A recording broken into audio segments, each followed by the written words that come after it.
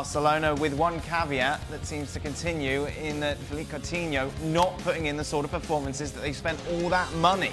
They invested all that money in that Brazilian to get that flair that he showed at Liverpool, but once again he comes up short. He was booed off when he was substituted today.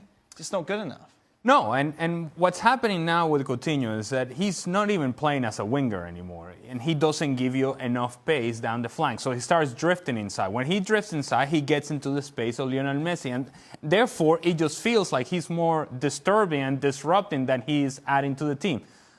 I believe Valverde understands this, and so he knows that he needs space in the final third. And so that's why he brings Dembele on at halftime. And in doing so, drops Coutinho into the midfield. Okay, maybe that's going to work. Well, that doesn't work either. And so Coutinho right now is just getting on the way in things rather than helping the team win games. And that is a tough place to be, especially when Dembele apparently injured his hamstring in this game. Yeah. And if he's not available for the Lyon game, then who's the option? Well, it has to be Coutinho. There's nobody else. And he has to add more, but he doesn't because now he's playing a different game than whatever he played at Liverpool.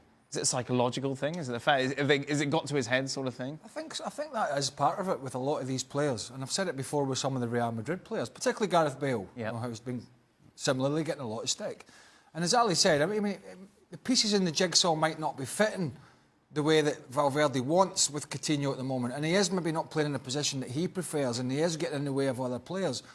But let me tell you, when I don't know exactly what the new camp holds, but when there's 90,000 people booing you and hissing you and all sorts, again, it's a confidence thing because we know how talented this player is. But once again, when you're making the big step up from the Liverpools of this world, which is a great club, to the top echelon of world football in Barcelona, when it starts to go wrong, that's where the really great players make a difference from the ones that think they're going to go into that stage, but really struggle for the consistency. I think part of it as well is the fact that you get a player like Artur Melo, for example. If he plays well or doesn't play well, it kind of goes unnoticed.